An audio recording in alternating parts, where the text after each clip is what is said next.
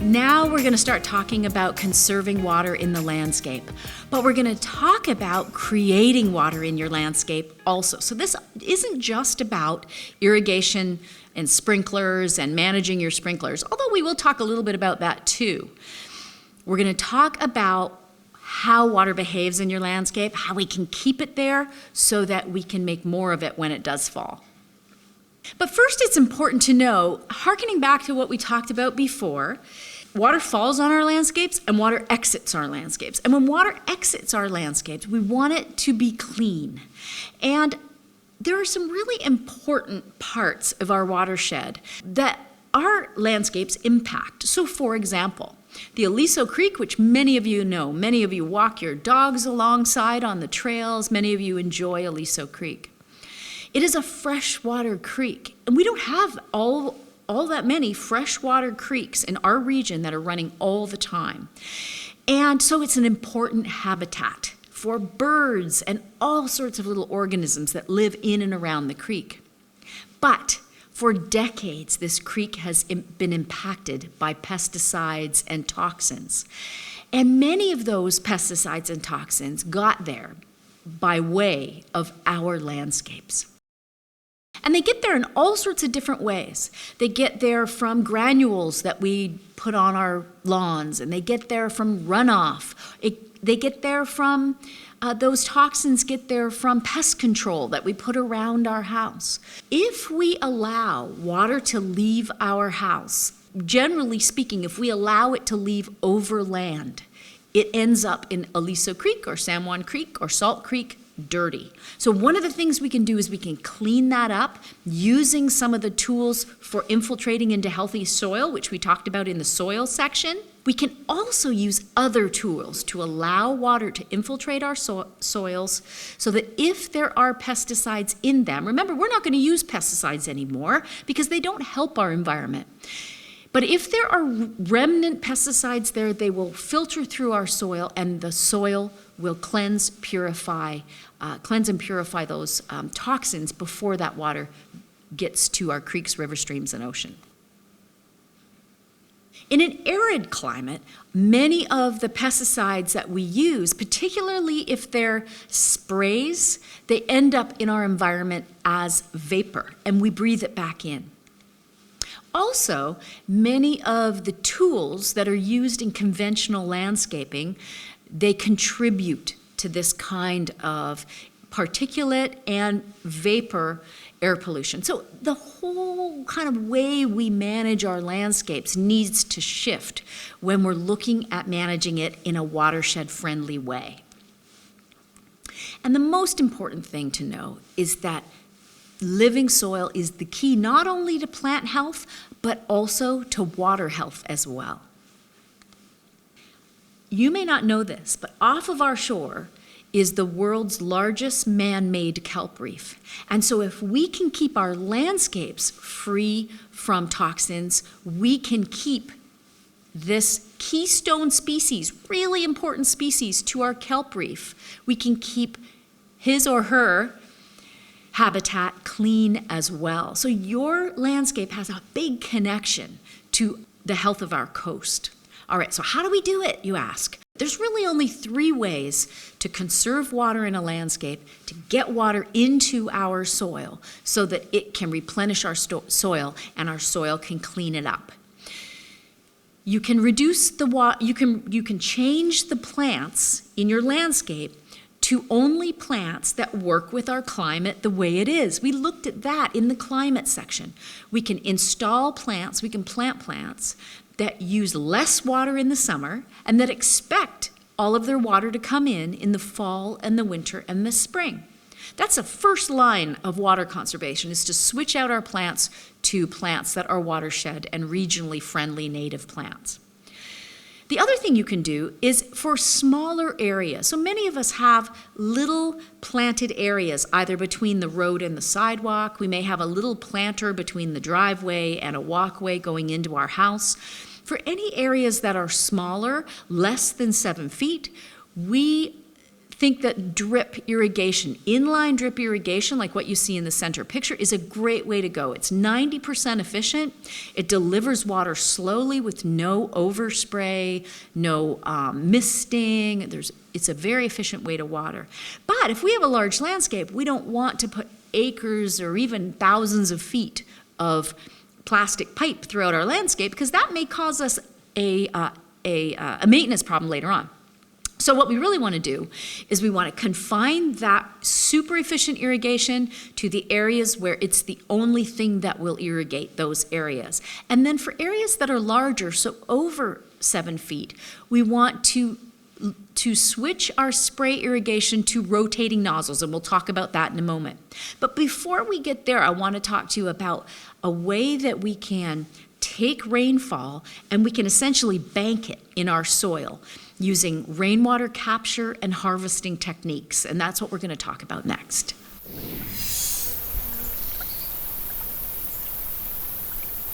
Some people think, well, we live in a dry climate. Why is that important? The reason it's important is because when we utilize plants that expect to see water and expect to use water in the winter months, in the fall and the winter and the spring, that is when we can bank water for them. And so that even if we have a low water year, by using these techniques, we can give them an excellent water year every year. So this is a really key thing to understand, is that we're not trying to save water for August or for July, because our plants don't need it then. Our plants need it between November and March, and that's when we really want to bank as much rainwater as we can in our soil. We want to put it into swales or rain gardens. We want to capture it so we can deep water our trees when they need it. And here's how we do it. So a swale is just simply a contour in the landscape that allows water to meander through your yard and to infiltrate. So generally speaking, a swale has a little bit of a high point. You only need a 2% slope in order to make water flow. And the point of a swale is not to drain water. The point of a swale is to infiltrate water. So we actually want water to flow, but only the tiniest bit. Only enough so that it can infiltrate into soil. We do not want to speed it up. That's one of the things that we're trying to reverse engineer with our rainwater capture techniques and our rainwater harvesting techniques, is in the past, water has fallen on our roof, and from that point, it moves fast down a gutter, down a downspout, underneath our landscape through a plastic pipe, and then out to the street where it gathers with everybody else's water and rushes out into our watershed. We want to stop that at our gutter, and we want to slow water down and infiltrate it into our soil. Now, as the water comes out of our gutter, the other thing that we can do is we can intercept it with a rain barrel or a rain tank or a cistern. And if we do that, then we can also slowly release that water into our landscape in a drier period in the winter, or we can attach a hose to it and we can put it to our citrus tree or to our, whatever tree that we feel like we want to give a nice good flush of fresh rainwater to. Or we can take that water and we can put it into one place, which is typically called a rain garden, where we funnel all of our water into one confined place. And you can see on the right-hand side, this area between the curb and the sidewalk has been the designated rain garden, and all the rain is funneled into that area. When we do that, we start banking water in our soil that will stay because of the soil types that we traditionally have in our region. It can stay there for a long time, and that can only benefit our plants. So we've looked at ways to conserve and capture water in our landscapes to basically create water in our landscapes. And we haven't even talked about irrigation yet, really. So let's start to think about other ways that we can conserve water and use water efficiently in our landscapes. So how much water do you really get from a rooftop? When you look at our rooftops in Orange County, they're pretty much universally larger than 1,000 square feet, but we just chose 1,000 square feet as an example. So for 1,000 square feet of roof, 600 gallons are produced in a 1-inch rainfall. Keep in mind that that 1-inch rainfall is an average rainfall, and it usually happens over 3 days. So that 600 gallons doesn't all fall at once. It slowly falls, it slowly infiltrates your soil and moves through your landscape, and that is what we bank in our soil. Oh, keep in mind that rainfall has no fluoride, no antibacterials, no salt. It has neutral pH. All the things that we do to our potable water to try to keep it healthy for us, the plants don't need any of that. So it's better for plants to experience rainfall rather than our municipal water. Anyway, the plants like it better. A 10 by 10 rain garden, if you have one spot in your landscape, if you can take your little parkway, that little strip it, and rather than crowning it, so making it tall in the middle, you make it lower in the middle. If you can do that and create a rain garden, you can bank in that soil 375 gallons every time it rains. And there are lots of other ways to bank water in soil. You can make your hardscapes, rather than completely impermeable to water, you can start to break them up. You can use permeable materials like gravels or pebbles or decomposed granite. You can use pavers or flagstone with gaps in between that allow water to infiltrate when it rains. And virtually every hardscape company has a product. Even asphalt companies, even concrete companies, they have products that allow water to infiltrate. So any kind of hardscape now allows permeable, water permeability if you take a look at what's available in the marketplace and do a little bit of research.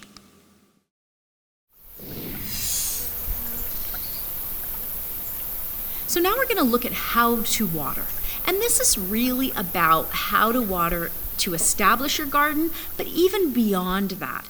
And you know, I said earlier something that probably some of you raised your eyebrows about, and that is that you don't need automatic irrigation to establish and grow a healthy native garden.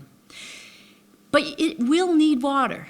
So one way that we give our gardens water is we install them in the fall, so that we get natural water from the sky, and that helps to establish our gardens. But after a couple of weeks, your new garden will still need water. So you can hand water it, perhaps once every couple of weeks. You can install it in the winter so we get winter rain. Your garden will need some supplemental watering in order to stay green and growing and healthy, but you don't need to be dependent on an automatic irrigation system, especially in a small garden. In fact, some of the healthiest gardens I've seen have been gardens that are not reliant on automatic irrigation, because the tendency is then to overwater them. We've talked about how to create water in your landscape, how to fill your landscape bank essentially up with rainwater in the rainy season using swales and rain gardens and cisterns, and how to harvest water and really get your soil healthy and moist in the rainy season. But let's talk now about automatic irrigation, because we are going to need some supplemental irrigation. Native plants will not out and out die without irrigation, but in a garden context, we really want to keep them at their optimum level of health. And sometimes they will need supplemental irrigation in order to do that. But the big difference is, when you had a lawn and traditional shrubs, you might be watering every couple of days, 3-4 times a week. A native garden is totally different. You might only water it once every 3 weeks. In fact, some of the prettiest gardens are watered once every 3 weeks. So the nice thing about that is that you won't be using very much water, but also the maintenance on your landscape irrigation equipment will be less, because you're just not using it as much. So it's something that we want to talk about. So how to efficiently irrigate a native garden using automatic irrigation? Well, the first thing is that you need an automatic weather-based timer. That's really important because it does use the weather that is regional, right? Our regional weather, our local weather, to set the automatic irrigation. So that's an important thing. Because many old-fashioned irrigation controllers, they force you to water too much. So the newer satellite-based ones are important because they allow you to water every 3 weeks, for example. The other thing to know is I talked earlier about irrigation that is drip irrigation, or sometimes we call it inline drip irrigation, which you can see here on the left. You can retrofit your old sprinkler heads with a drip line, and this is really an important thing to note. We don't want to cover whole landscapes with drip line. The maintenance is higher. There's a lot of issues around roots and how roots might become entangled, but we really need to irrigate small areas with inline drip because there's no other efficient way to irrigate them. So that's when these drip irrigation drip retrofit kits can come in really handy. The way that we want to irrigate areas that are larger than 7 feet is with rotating nozzles. The great thing about rotating nozzles is that they were designed to emulate rainfall. The droplets that fall are much like rainfall. You don't get this overspray, you don't get misting. The water, the irrigation that falls from a rotating nozzle hits the soil at the rate that our soils typically can absorb. That is a big difference between rotating nozzles and spray nozzles. If you're thinking, well, I probably don't need to switch out my spray nozzles, yeah, you need to switch out your spray nozzles because they overwhelm our soil way too fast. The rotating nozzles deliver water just like rain, and that's what plants expect.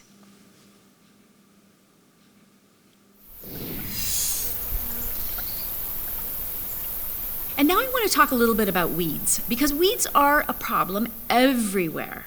And our program doesn't recommend the use of herbicides, pre-emergent herbicides that get laid down as granules on the soil, or sprayed herbicides that get sprayed onto plants.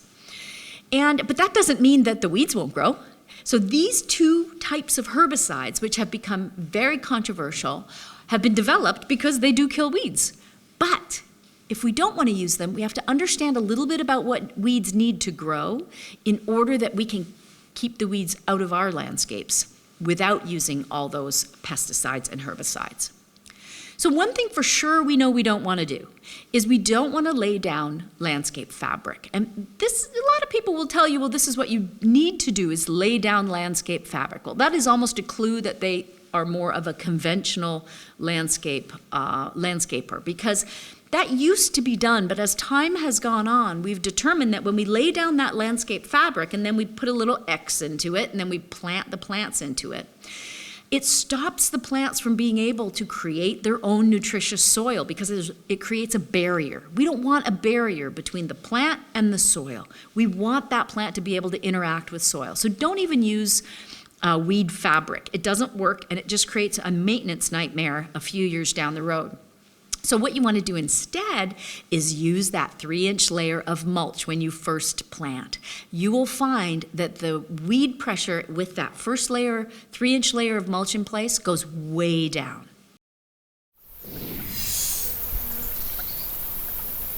Now we're going to talk about turf removal. And it's really important that we look at the 3 common ways that grass is removed, because we want to make sure we choose the way that is best for us.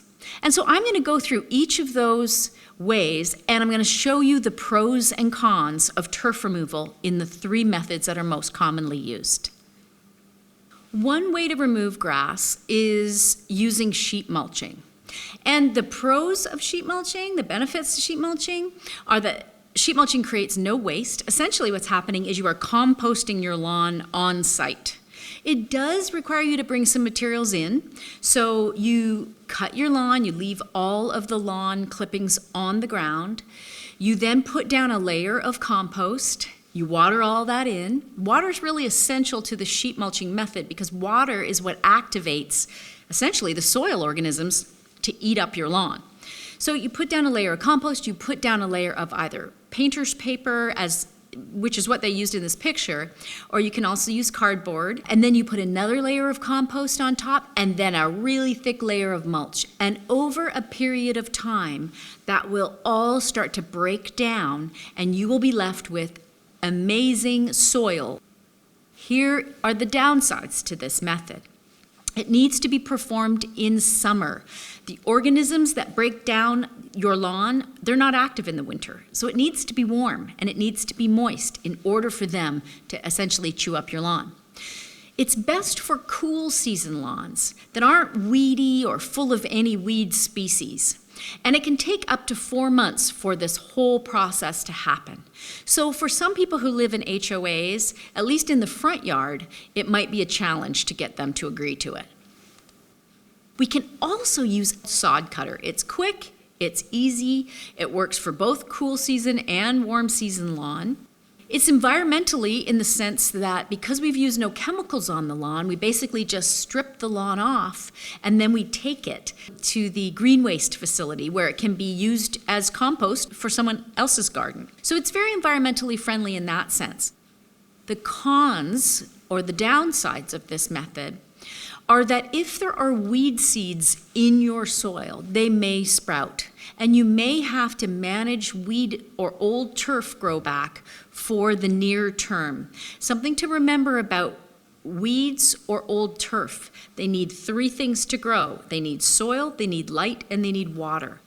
If you deprive that top 3 inches of soil of one of those 3 things, the weeds won't grow. So it is a management process when you use this method. And some people, I would say probably 80% of the people we work with, have no real problem with this. They say that managing any little, tufts of weeds or old grass is pretty easy and manageable over the short term. Some people who have allowed the weeds to become really, the weed infestation to become really heavy, they have a little bit of a harder time. All of it can be resolved usually within 3 months for the easy cases, and for the harder cases when they have difficult weeds like nutsedge or oxalis, it may take a little bit longer. But eventually, when the native plants are growing and that top 3 inches of soil is dry all the time, the weed pressure goes way, way, way down. And then the final grass removal, turf removal method is herbicide. Conventional landscaping still does use this. So you should be aware of it because you may get told this is the only way to remove lawn, but now you know you do have options. So there are 2 types of herbicides that are typically used. One is pre-emergent, which kills all the weed seeds that are ungerminated in the soil. And then there are systemic herbicides, the kind that you spray on, which you can see the gentleman doing in the upper part of the slide. The downside to herbicide use is really the potential health risk to people, animals, insects, and soil. But it is still the most common practice for removing lawns and the most common practice for removing weeds. Now you know the 3 most common ways to remove your lawn, and you can make the decision about which one is right for you.